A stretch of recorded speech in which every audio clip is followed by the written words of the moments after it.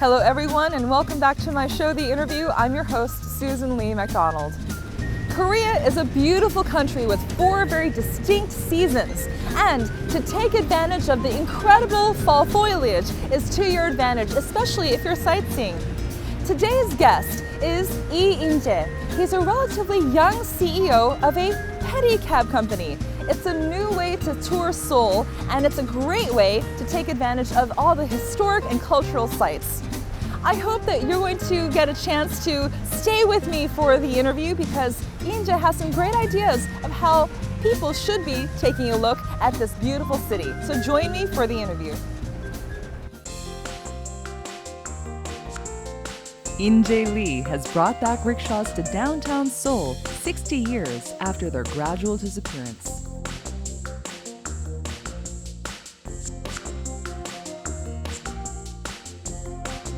After graduating middle school in Korea, he began studying in America, where he graduated from one of the top-ranking schools, Wesleyan. He is now serving as a cultural ambassador in Bukchon, giving an insight into history and culture. Recently, he won the top prize at a contest hosted by the Korea Tourism Organization and brought wider attention to his pedicab business that had been unfamiliar to Korean citizens.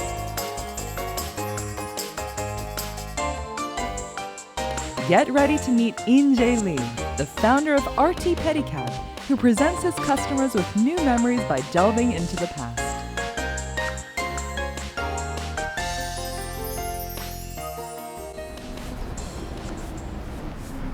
Hi.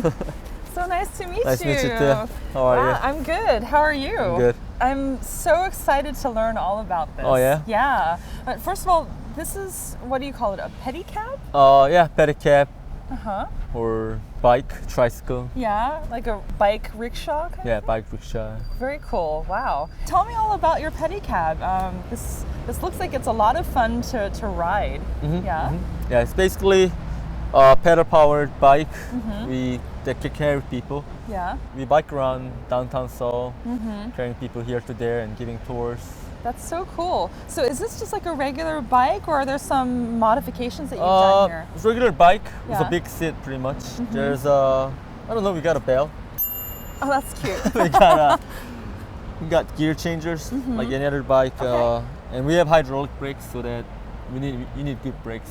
So for each rear wheel. Very cool. So it seems like it's a regular bike, but it's definitely fitted for a cab. It's definitely wider, and you're in traffic with something that's like a bike but not really, and you've got people's lives in your hand, right? Yeah. So very important brakes, Yes, right?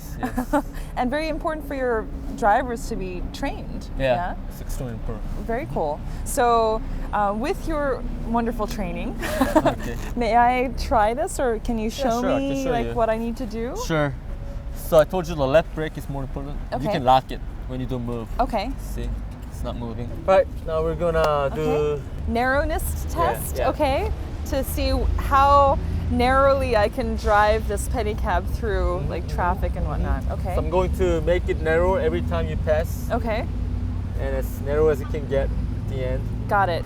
All right, so let's see how I qualify Yeah, to be one of sure. your riders.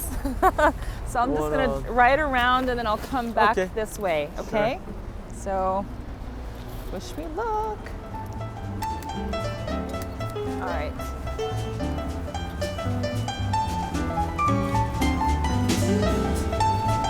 Okay.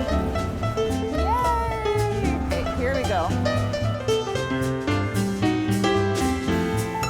Yay! Nice job. All right, cool. Well, I have a good teacher here in you. Wonderful. So how did I do? You did well, very well. I did For the okay? first time, yeah, not bad at all. So In-jae, thank you so much for the awesome lesson. Now I think our camera crew is getting ready to set up everything for our interview. So let's check out where they have everything set up and Sure. go for the interview. Sure. Yeah? Okay, Why don't we cool. go? All right. Please sit. Yay, I get a ride. All right. You ready? Yes, I'm ready. Probably the best rider in Seoul. Yeah, I bet. This is lots of fun. What a great day to do this.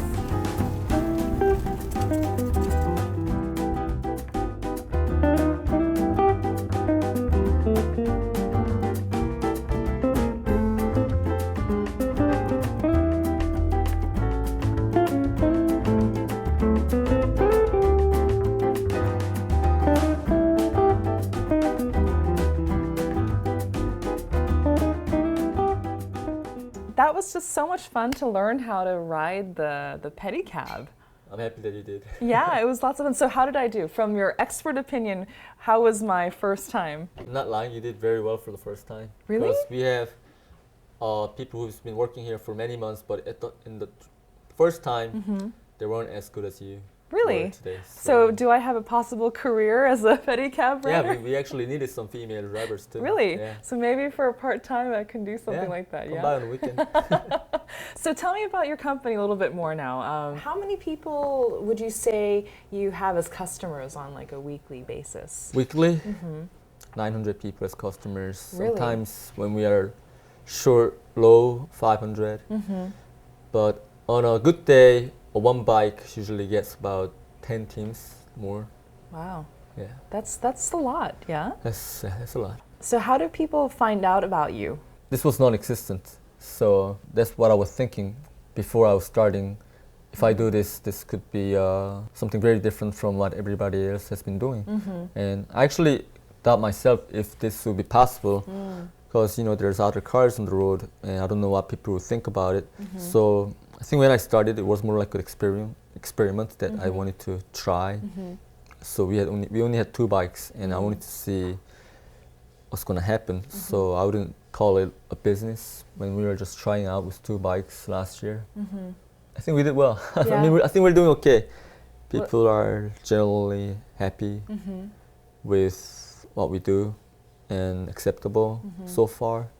Is the Artee rickshaw only available in the Buchon village or is it also available in other places? I know you mentioned earlier that one time you did it in Gangnam and also some other place, but is it only in this area? Well, those were, first of all, some special events that we do time to time. But we are mainly in Bukchon, but we're pretty much in downtown Seoul, which means we try to be in the 4 old gates of Seoul. Okay. But people like to come here more often, so we only have 6 bikes yet so far. So you must have some pretty good insight into what are some of the better courses to do this kind of pedicab tour. Otherwise, you'd be either in a bus or walking these tours, or in a cab maybe. But what is your most favorite tour to do? My favorite tour is somewhere quiet and somewhere that people don't know very much about. And more than 80% of time, they never known that, oh, this was Seoul, and we are right in the downtown too. That's when I feel very happy that, okay, I found this secret treasure place for you, and now you know. What are some of your most favorite places in the Buchon village? I like very small alleys that nobody can find you unless they have GPS on you. There was this well, this old well where only people from palace could come and get water. And back then they had like guards protecting the well. Yeah, there's this very small alley that leads up to the well. Okay. Yeah, and they just restored it. So it's called Bukchon. What's one of the most unusual requests that you've gotten? Yesterday I had one. This lady who has a little accessory shop, and she had to move her stuff from her old shop. So she asked me a favor if I could help her out with her moving. Moving her stuff with the screwdriving and stuff. I actually didn't want to do it, but... So you actually helped her to move her accessory store? Yeah, we're like a moving cart. Why did you choose you guys instead of a cab or a moving company? She told me the cab drivers are really picky and they won't really help her. So, and it's hard to fit her stuff into a car. So our bikes have more open space. Yes. Things like a big long mirror or lamp doesn't really fit in the taxi, and taxi drivers, they don't really help out with moving. And she's our neighbor too, so she's been asking to other members, and she asked me yesterday. So, wow! So in addition to tours of the historic and cultural sites, you do moving. Yeah, we do moving. At least that one time. Yeah, we do moving. And another time I showed. Oh yeah, there was one time, somebody wanted to propose for his girlfriend, and he thought maybe it's a good idea to do it on a bike, and we planned it together. So You were involved in the planning of this? yeah, Okay. because we thought it might be fun. The customer, he hid his friends in 3 different places. So each point, if bike goes by, our pedicab goes by, his friend will come up and give coffee. And then the next guy will give like a photo book. And the last person will give flowers. And then I guess the fiancé, the girl knows about it. And then at the end we go on this romantic place, usually at 6 p.m. or 7 p.m. when the sunset comes in. And they watch sunset and give the ring. So In-jae, I'm really curious because you have people from all over the world coming to Seoul as tourists, and a lot of those people will come and have that experience on your pedicab. But if you can't communicate in the same language, how do you take them around and show them what they want to see? Well, first of all, we have the handle and we know where to go, and we are pretty confident about what we do. So the customers won't say much about where they want to go. But when we want to explain and if we don't know, we try to use everything out of our brain, you know, because most foreigners here, we have Japanese, Chinese, Southeast Asians, and some other English speakers from the States or Europe. Everyone just try to think every last word of their language skills, make it happen somehow. We haven't had a big problem with explaining to foreigners. Do you use a lot of body language too? Yeah, we had to. Yeah? We had to. Any particular stories of having to use a lot of body language? I haven't had a big problem because I speak English okay, and I speak a bit of Chinese and a little bit of Japanese. Not well, but okay to get by. Yeah. I'm not sure how everyone else does, but they're okay because we get good feedbacks when the foreign people, when they go back to their country, they send us pictures with smile, or even sometimes they will take us out to dinner or lunch after our ride. Really? That's yeah, nice. they do. On the dinner table, that's the bigger problem because when we are on the bike, somehow we do some magic. But at dinner or lunch, and then we are all quiet. We eat something, tasty. But there's not a lot of like... Yeah, conversation. Yeah. But we can feel, you know, that they are thankful, and I guess we show them a good time. You know, there's a lot of Japanese people come here are Korean Japanese, like 3rd generation, but they want to come back to their mother country, and a lot of them don't speak Korean. They're actually very happy when they see this old sceneries of Korea, and they would send us messages later. And when I have customers like that, Korean Japanese, I feel sympathy, so I try to be nicer. I shouldn't be, because I should treat everyone same, but I try to do more within my ability. Yeah. We have a lot of Japanese customers, and I don't speak much Japanese. I know a few words, but that's about it. Yeah. But they still want to get it. I told them, I mean, they obviously know that I don't speak much of Japanese, but they still want to have the experience of riding it. So then, yeah, sure, we will go. And then it's funny, it's a lot of hand pointing, and if I have a paper, I try to draw some, this is something. I can write some Chinese characters, and at the end, I don't know, they are happy, and sometimes they will ask somebody who can speak Japanese later, and they will text us or email us back, and with the picture. And I think there's a common language that all human on Earth can exchange, even though they don't share the same language. And I'm sure that you've had some really memorable customers in the year and change that you've had this business. I'm curious about any particularly interesting incident that you might have had, or some of the people that you worked with have had. Yeah, many. It's been a year and 4 months so far, I think. It felt like 5 years. Really? Yeah, it felt really long. So much happened. I met so many people, and really so many meaningful, memorable moments. And one of the first person that I still remember very much was she made the first reservation that we ever had. Oh. We had little business cards with my cell phone number on and an email. We gave them a very short tour on our very second day. They were a family from Switzerland, but they were Koreans.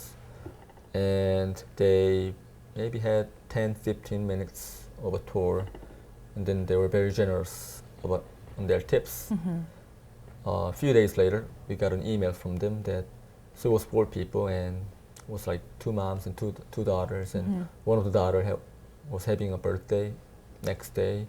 So her mom contacted us a day before that if we can prepare our bike for her birthday. They want something more than just what they had before. So we made this course for an hour. We decorated the bike with a lot of balloons, special balloons. Fun. Wow. We had this happy birthday banner on. She wasn't Korean speaker, so we invited our English-speaking friends to birthday dinner. I remember her mom told me after she handed me the bill that she felt very thankful. They were gonna call a limo, but instead they called us. Oh, that's so Yeah, nice. so we bid limo. Wow. Yeah, on our first week. And she and her daughter always gets into fight very often, especially when they move because they are stuck in this one space together in a cab or a subway or in a bus, and they would argue all the time. And when she was on the bike with her, those were the time they didn't have to argue and be happy and enjoy. And that's why she chose us again. Yeah. How does that feel when you have such thankful and grateful customers? I think that's what keeps us driving more and more. When they feel happy, it's so much easier to bike. And when you come back home, come back to garage, when you park your garage, you feel like you're living, feel like you've done something great for the day. And that's what kept us going on and on. That's really great that that you're not just motivated by profit alone, but that you seem to get a lot of joy from other people enjoying what you also started with quite a passion. You know, are there any other incidents that you recall that really moved your heart? There was one. There's one lady. She's our big godmother of Bukchon. And I remember meeting her for the first time. So there's this small alley that I go by almost every day. And one day she just flagging us down, asking us, you know, hey, what's going on? What is this, you know? And I explained to her, you know, this is a bike. You can sit, and I will take you around. So she invited her neighbor and a baby, and we rode about an hour, and she tipped me, and then so much fun. She was laughing the whole time. She was saying hello. She felt like I was a queen. And I went by again, and she is running a restaurant, so she invites me to dinner, and she was like, anytime, please feel free to come for water or anything. So, and I did. We get closer, and she'd invite her customer to my bike, and sometimes she pays for it. Many times. Really? Wow. And that really helped us in the beginning to start this business going. And there's a picture of our bike in her restaurant, and people will ask her, what's that? And she'll call me, and why don't you try? And at her restaurant, it's a very cultural restaurant, so a lot of celebrities or artists or movie makers come.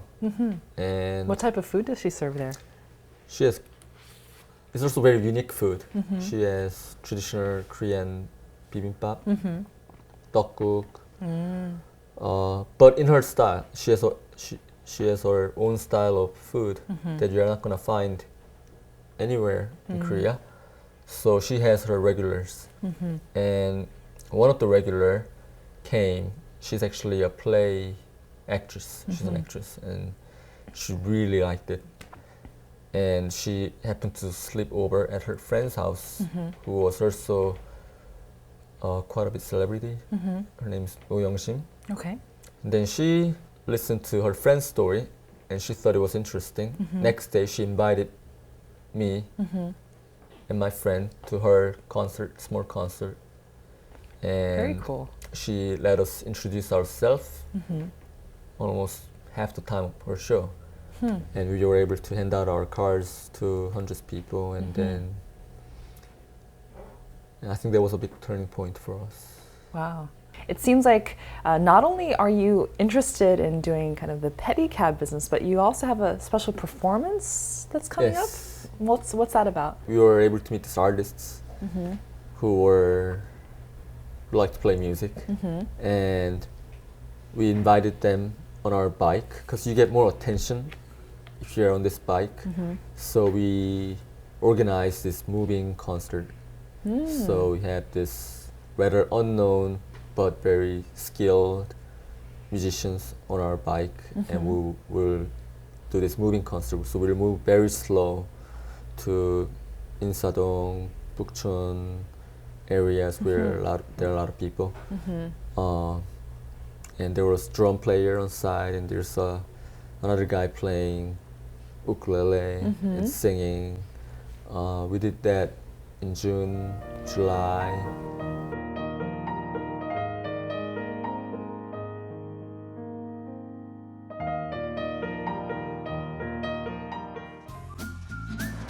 We caught In-jae Lee going through the busy streets of Seoul in his pretty blue pedicab, just as we had expected.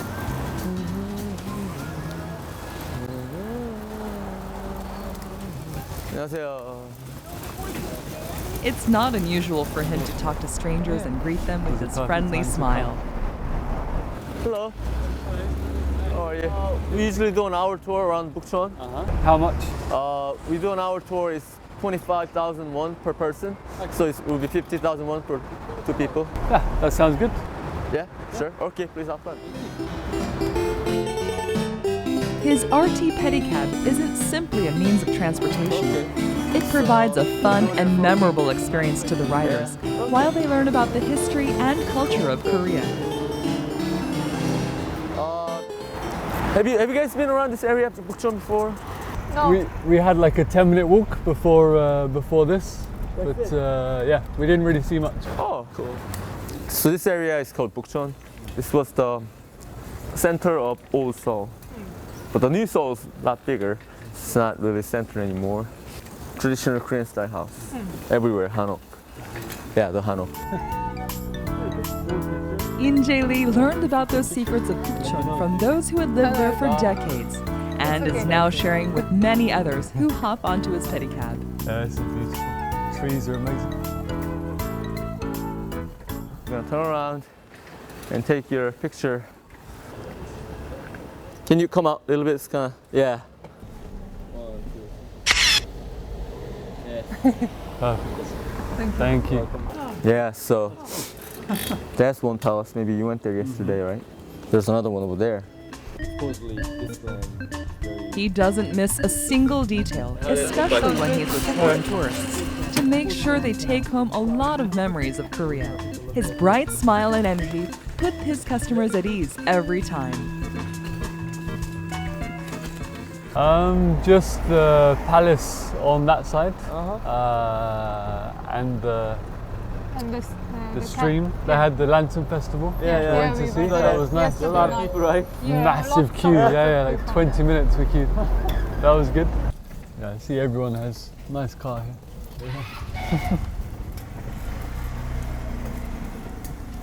Okay, this is a highlight of Bukchon, and I'm gonna let you walk, and I will meet you on the top, and maybe you can take pictures on the way. Yeah, that sounds Okay. perfect. All right, see you up there.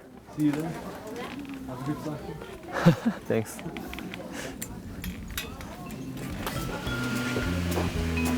That was all newly renovated.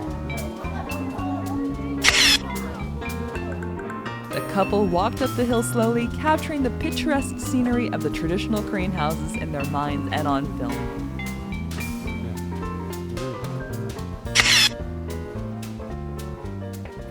How'd you like it? Fantastic. Very steep. You should turn around, take a look. Nice view. Yeah. Can you take a picture? Sure, of course. 1, 2, 3. How do they feel about their tour guide in the pedicab? It was fantastic. A really nice experience. I recommend you to walk around. We would explore. Yeah, explore. Thank you very much. You're welcome. Had a good time. It was a pleasure. Thank you. It was great.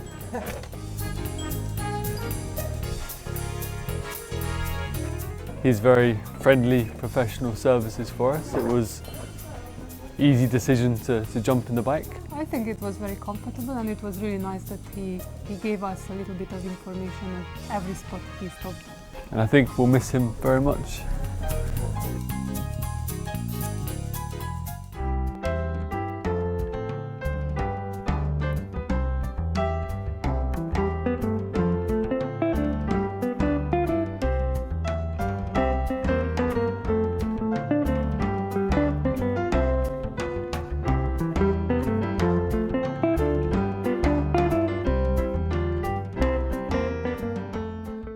I want to find out about how you came up with the idea to do this pedicab kind of bike rickshaw business in Korea, because this has not been done before in Korea, in modern times anyway. So how did you come up with the idea, In-jae? So when I was in college, actually I'll tell you the original story. Okay.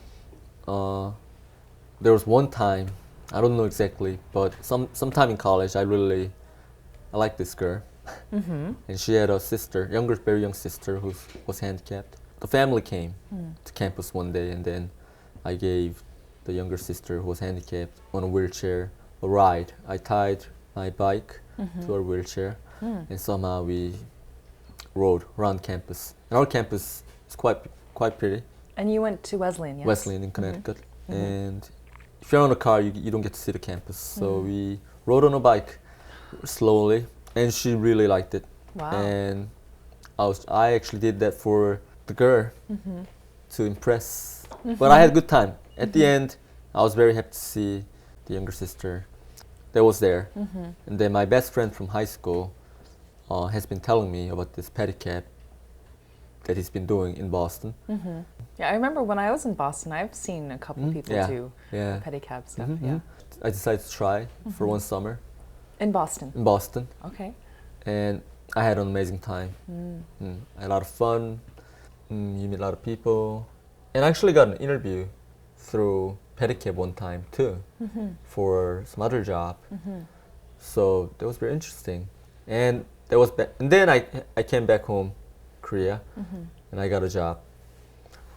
And you were working in finance at the time? Yes, I was.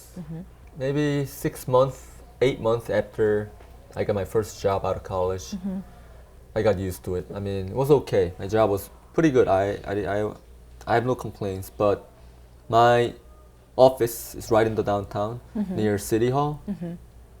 And at City Hall, you can see Deoksugung. And they do like a doorman change ceremonies and stuff. And I get to hear the music, the Korean Pungmul music.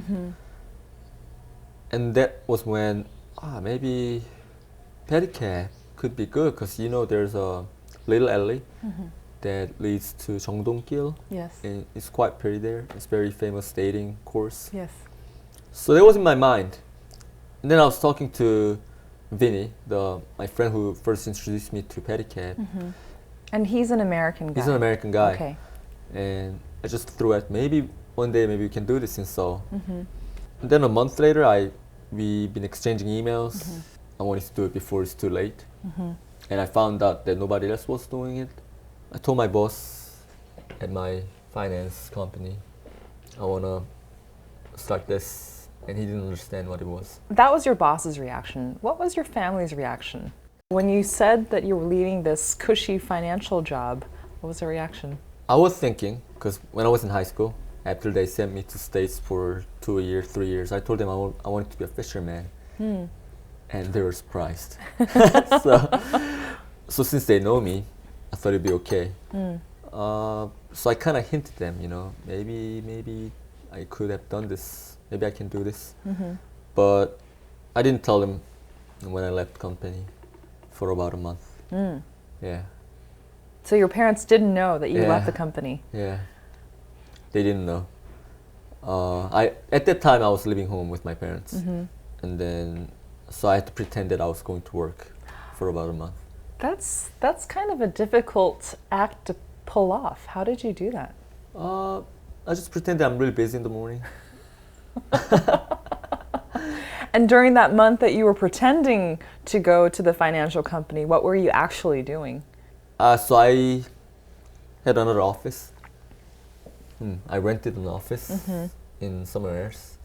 So I'd go there, and then I was making a proposal for Yeosu Expo. And then I bought a train ticket. Then I went to Yeosu Expo. That I was doing that thing. And so I went to Yeosu Expo. Hey, can you buy me 10 bikes? I will operate it. I think it's a good idea. The expo area's kind of big. Maybe people want it. They didn't buy it. So I came back home. I eventually told my parents because I couldn't lie longer. It'd be too obvious. Wow. Oh, and the health insurance, if they look up, there was a mail. It says like, okay, he's out of insurance. I kept that, but I told him later. Wow. So how did your family feel after you told them the truth? They didn't like it. I knew it, but I don't think there was anything they could do about it. I mean, I'm 27. I was like 25 at the time, and I mean, I'm a grown-up adult. You know, Sure. they shouldn't be able to say something that will change my decision. So we're not very good friends at the moment, but it was okay. It was okay. So tell me, after you got back from Yeosu, you talked to your family and told them that this is what you want to do, that this is your passion, that you want to start this pedicab rickshaw business, the first one of its kind here in Korea. And then how did you actually get started? What was your process? I found out that there are a lot of funding opportunities, especially, you know, there was a startup boom, you know, and the government is sponsoring a lot of people. So I applied to one of those, and then with this idea, and it was often rejected. You know, I don't see how it's gonna work. Many places. So okay, and it took me about a month applying to there, here and there, and then it didn't work. So okay, it doesn't cost me $1 million to start this business. You know, you just need a bike, you know, garage maybe. So I decided to start small, just me, and I don't want to do it alone, be too lonely. So I called my American friends who I've been talking to, Vinny. Vinny came over. He came over in 2 weeks. Wow. And I told him, hey, let's do it. And he came over. We ordered a bike. Oh, and before that, so we need to get a bike. So Where did you get I went one? to China. Because China, they make everything. So we visited each factories and we found one that we liked, our partners. And then put an order, and it came.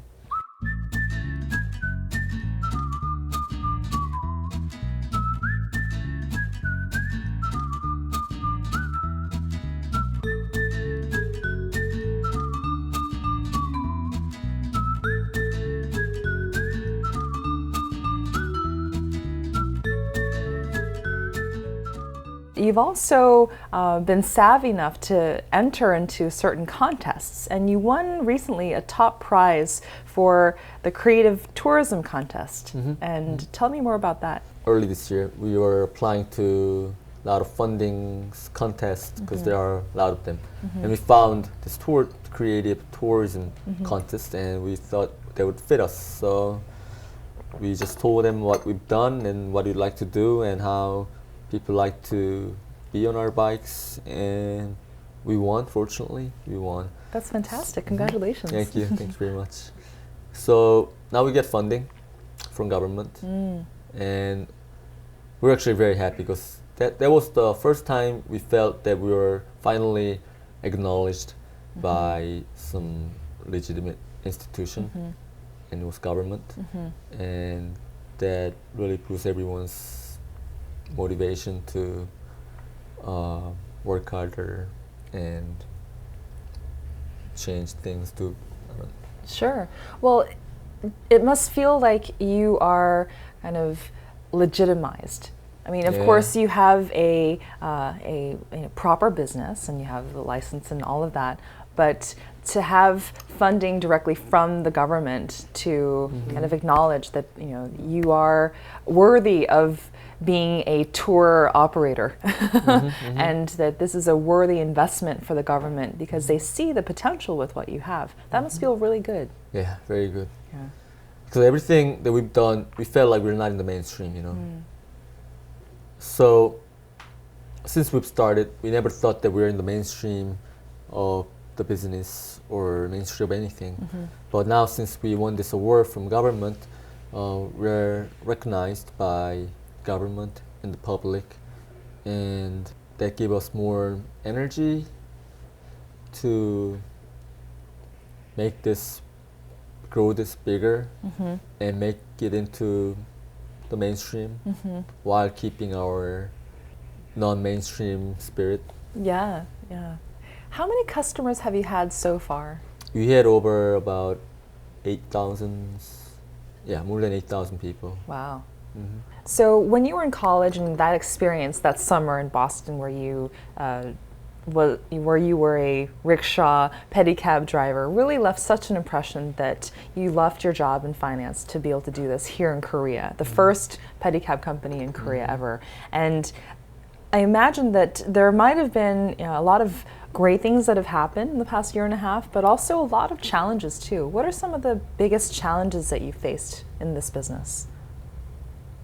So, like you said, nobody ever has tried this business here. So, when something happens regarding the bike, sometimes people won't fix it for you, or they don't know how to fix it. Then I have to go here, go there, here and there, and it takes me days to fix.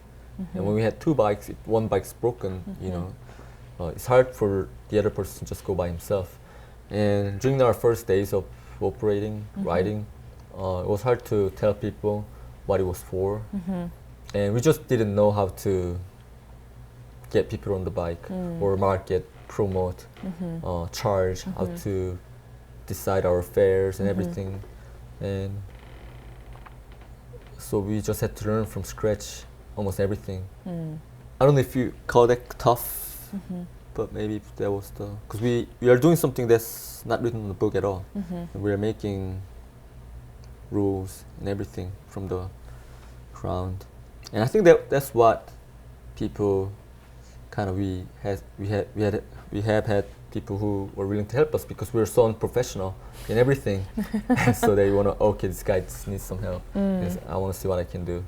So doing this business for the past year and a half, I'm sure you've had some really great highs, but what have been some of the lows or just even some daily challenges that you might face doing this business? It could be physically challenging sometimes because you just have too many people and you will burn out. Or sometimes you will meet people that are really mean. On the street. Some people just don't like what we do. Not many, but when we do see people, it kind of makes you feel bad or hurt. But we get over it, but it happened. When the weather's not so nice, it could be challenging.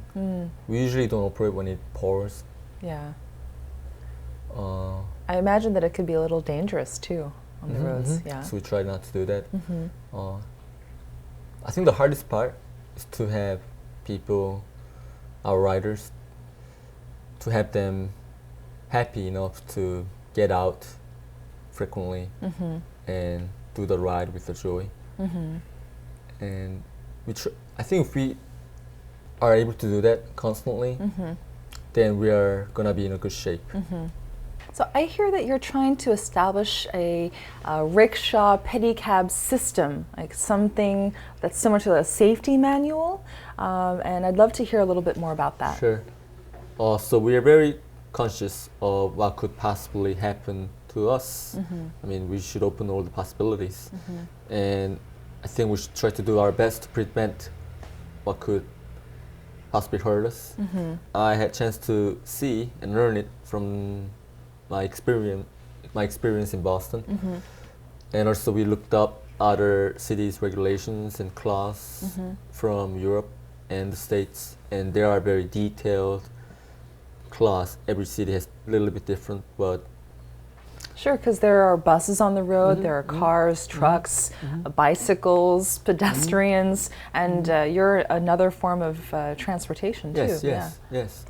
So we downloaded all of them, and we summarized them and translated, and we gave to the Seoul city government, because we're thinking maybe one day, not just us, but there will be other companies. As someone who started a business that did not exist in Korea, you know, you're kind of a pioneer of the pedicab rickshaw market here in Korea.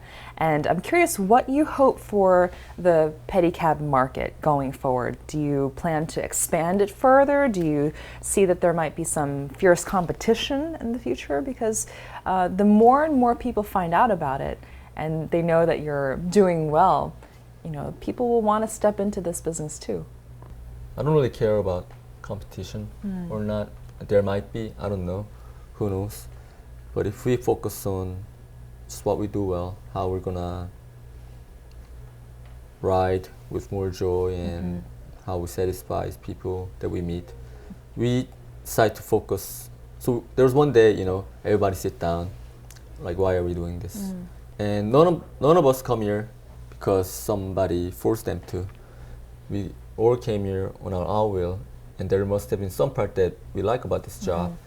And we came down to one realization that we somehow, in some way, contribute to somebody's happiness.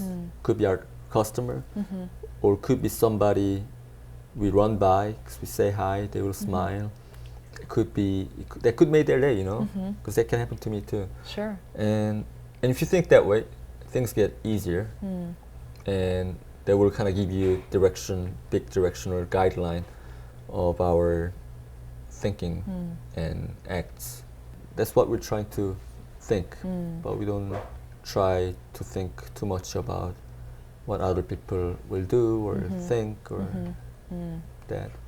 In-jae, it sounds like you have overcome a lot of odds to pursuing your dream. You studied abroad for 8 years to do something that seems more professional, you know, in the eyes of, you know, modern man, you know, doing something in finance. But you tried that, but you pushed that aside because you wanted to follow your heart, which was to do the pedicab business. And that challenge is not something that I think a lot of people can do, you know, to break out of the normal, typical average course and to do something that's somewhat non-mainstream and unusual.